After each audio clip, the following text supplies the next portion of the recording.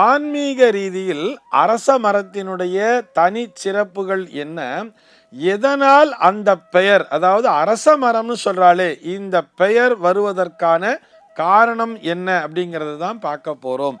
அதாவது பகவானே எப்படி தெரியுமா சொல்லியிருப்பார், மாதங்களில் நான் மார்கழி, மரங்களிலே நான் அரச மரமாக இருக்கிறேன் அப்படின்னு சொல்லி பகவானே சொல்லியிருக்காராம்.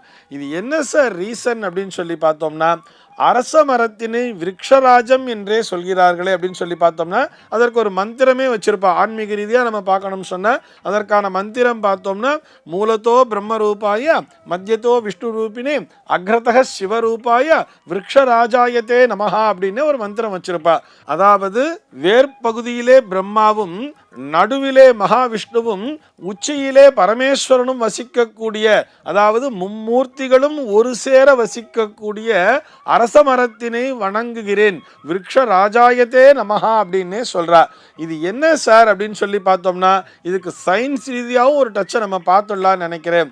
அதாவது இருக்கக்கூடிய மரங்களிலேயே அதிகப்படியாக அந்த கரியமில வாயுன்னு சொல்றா இல்லையா, அந்த கார்பன் டை ஆக்சைடை உள்வாங்கி பெரும்பாலும் அந்த ஆக்சிஜனை, அதாவது ரொம்ப மேக்சிமம் ஆக்சிஜனை வெளிப்படுத்தக்கூடிய அந்த பிராண வாயுவினை வெளிப்படுத்தக்கூடிய சக்தி மற்ற மரங்களை விட அரச மரத்திற்குத்தான் அதிகம் அப்படின்னு சொல்லி பொட்டானிக்கல் சயின்ஸே நமக்கு சொல்றது அல்லவா.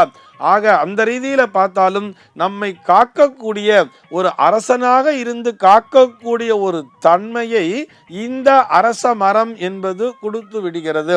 அதனால்தான் அது அரசனுக்கு இணையாவே வச்சு பார்க்கிறார். சார் ஆலமரம் கூட ரொம்ப விசேஷம் தானே, ஆலமரத்துல கீழே தானே நமக்கு கல்லால மரத்துக்கு கீழே தானே தட்சிணாமூர்த்தி இருக்கா, அரச மரத்துக்கு கீழே இல்லையேன்னு சொன்னா, ஆலமரத்தினை எப்படி தெரியுமா பார்க்க வேண்டும், ஒரு மதியூக மந்திரியாக பார்க்க வேண்டும். ஆலமரம் என்பது தன்னுடைய விழுதுகளை பரப்பி அதன் மூலமாக அந்த விழுதுகள்லாம் தாங்கி நிற்கும். ஆலமரத்தை பார்த்தோம்னா ரொம்ப வருடம் உயிர் வாழும். ஆனால் ஆலமரம் என்பது ஞானத்தை தரக்கூடியது, அரச மரம் என்பது எல்லாவற்றையும் தரக்கூடியது என்பதை நாம் புரிந்து கொள்ள வேண்டும். அரச மரத்துக்கு இன்னொரு ஸ்பெஷாலிட்டி கூட சொல்லுவா தெரியுமா, அரச மரத்தை சுற்றி அடி வைத்த தொட்டு பார்த்தாலாம் அப்படின்பா. இது போக இன்னொரு பழமொழி கூட இருக்கும், அரசனை நம்பி புருஷனை கைவிட்டா அப்படின்னு சொல்லுவா. இது ரெண்டுத்துக்குமே என்ன சார் கனெக்ஷன் அப்படின்னு சொல்லி பார்த்தோம்னா, இந்த அரச மரம் என்பது வம்ச விருத்தியினை தரக்கூடியது. அதாவது பெண்களினுடைய இந்த கர்ப்பப்பை சார்ந்த பிரச்சனைகளை நீக்க வல்லதுன்னு இந்த அரச மரத்துக்கு சொல்றார். அதனாலதான் அரச மரத்தை சுத்தி அடி வைத்த தொட்டு பார்த்தான்னு கேட்டா இது என்ன அர்த்தம் அப்படின்னு சொல்லி பார்த்தோம்னா, அந்த பெண்கள், அதாவது அந்த குழந்தை பாக்கியம் தடைபடக்கூடியவர்கள் என்ன பண்ணணும்னு சொன்னா, ஈர வஸ்திரத்தோடு அரச மரத்தை சுற்றி வந்தால் நிச்சயமா குழந்தை பாக்கியங்கிறது கிடைச்சிடும் அப்படிங்கிற மாதிரி சொல்றா இல்லையா. இதைத்தான் அரசினை நம்பி, அது அரசனை இல்லை அரசினை நம்பி, இந்த அரச மரத்தினை நம்பி புருஷனை கைவிட்ட கதை அப்படிங்கிற மாதிரி சொல்றார். ஆக இந்த அரச மரம் என்பது ஒரு குருவினுடைய அம்சமாகவே பார்க்கப்படுகிறது. குருன்னு சொன்னா நவ கிரகங்களிலே இருக்கக்கூடிய அந்த குருவினுடைய சமித்தினை உடையதுதான் இந்த அரச மரம். அப்படியே யோசிச்சு பாருங்களேன், நவ கிரகங்கள்ல கூட இந்த ராஜ கிரகம் என்று, அதாவது சூரியனை ஒரு பகுதியில் பார்த்தா கூட அதுல பெரிய கிரகமாக ஜூபிட்டர் அப்படிங்கிற பிளானட் தான், அதனை ஒரு அரசனாகவே பார்ப்பார்கள் இந்த ஜூபிட்டர். அதே மாதிரி அந்த ஜூபிட்டர்னுடைய தாக்கத்தினை உடையதுதான் இந்த அரச மரம் என்பதையும் நாம் புரிந்து கொள்ள வேண்டும்.